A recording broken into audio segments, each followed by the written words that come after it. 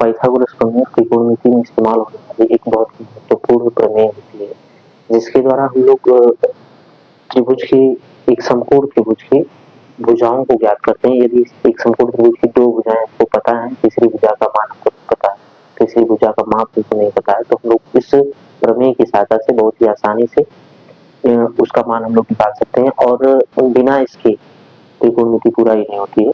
तो अब हम लोग समझते हैं कि पाइथागोरस की प्रमेय होती क्या है और इसके बारे में डिटेल से जानते हैं और उदाहरण के माध्यम से समझते हैं कि इसका प्रयोग कैसे किया जाता है। चलो और समझते हैं। देखिए यहाँ पर मैंने एक समकोण त्रिभुज बनाया हुआ है और नीचे वाली हम लोग जानते हैं कि समकोण जो त्रिभुज होता है, यहाँ पर मैं इसको नाम से भी दर्शा देता हूँ। यहाँ पर ए मैं इसका नाम दे देता हूँ, इस पॉइंट का नाम बी दे देता हूँ और इस पॉइंट का नाम सी दे देता हूँ। तो यहाँ पर जो पॉइंट बी है, यानी कि कोण जो बी है, ये समकोण है। इसमें समकोण का मतलब होता है 90 डिग्री, 90 अंश का कोण। ठीक है, तो हम लोग जानते हैं कि त्रिभुज में किसी भी समकोण त्रिभुज में 90 अंश के सामने वाली भुजा को हम क्या बोलते हैं? कर्ण बोलते हैं। ठीक है, 90 अंश के सामने वाली भुजा को कर्ण बोलते हैं और कर्ण से संलग्न भुजा जो होती है उसको हम लोग लंब बोलते हैं और जो तीसरी भुजा बचती है उसको हम लोग क्या बोलते हैं? आधार बोलते हैं। ठीक है, इस तरह से हम चीजों को समझते हैं और उसके बाद पाइथागोरस प्रमेय होती क्या है इसको समझते हैं। देखो, पाइथागोरस प्रमेय बराबर होता है कर्ण का स्क्वायर बराबर आधार का स्क्वायर प्लस लंब का स्क्वायर। ये होती है पाइथागोरस प्रमेय।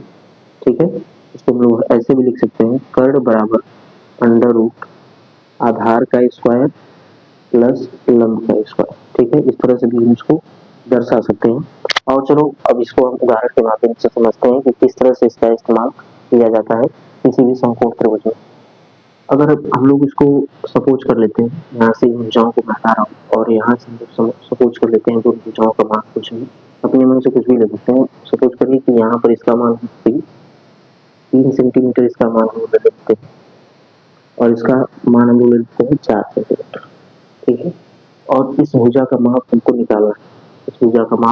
निकालना है, तो इसको हम निकालने के लिए इसी प्रमेय का इस्तेमाल करते हैं। तो देखो मैंने बताया कि 90 अंश के सामने वाली भुजा जो होती है कर्ण होती है, तो कर्ण का मान निकालना है तो कर्ण का स्क्वायर बराबर होता है आधार का स्क्वायर प्लस लंब का स्क्वायर। इसी फार्मूले पर रखेंगे तो कर्ण का स्क्वायर बराबर, देखिए यहाँ पर आधार कितना दिया गया है 4 सेंटीमीटर, तो 4 का स्क्वायर कर दीजिए, 4 का स्क्वायर प्लस यहाँ पर लंब दिया गया है 3 सेंटीमीटर, तो 3 का स्क्वायर कर दीजिए, 3 का स्क्वायर। दोनों को अगर हम लोग सॉल्व करेंगे तो यहाँ पर हो जाएगा कर्ण का स्क्वायर बराबर 4 का स्क्वायर कितना हो जाएगा 16 और 3 का स्क्वायर हो जाएगा 9। दोनों को ऐड करेंगे तो हमको कितना मिलेगा 25। ठीक है, और यहाँ पर जब इसका हम कर्ण का वर्गमूल लेंगे तो कर्ण बराबर हो जाएगा अंडर रूट 25। ठीक है, अंडर रूट 25।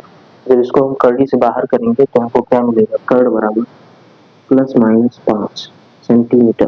ठीक है, लेकिन यहाँ पर देखो दूरी की बात हो रही है, पॉइंट ए से बिंदु सी की दूरी की बात हो रही है, तो दूरियां कभी भी माइनस में नहीं होती है, इसलिए कर्ण बराबर हो जाएगा हमारा कितना? 5 सेंटीमीटर। ठीक है, इस उदाहरण के माध्यम से हम लोग आसानी से पाइथागोरस प्रमेय को समझ सकते हैं और इसके इस्तेमाल की महत्वाकांक्षा हम इस बात से समझ सकते हैं कि बिना त्रिभुज की त्रिकोणमिति पूरा नहीं होती और बिना पाइथागोरस प्रमेय की त्रिभुज की भुजाओं को ज्ञात नहीं किया जा सकता है। तो ऐसे ही कंसेप्चुअल वीडियो लाने के लिए लाइक करें, सब्सक्राइब करें।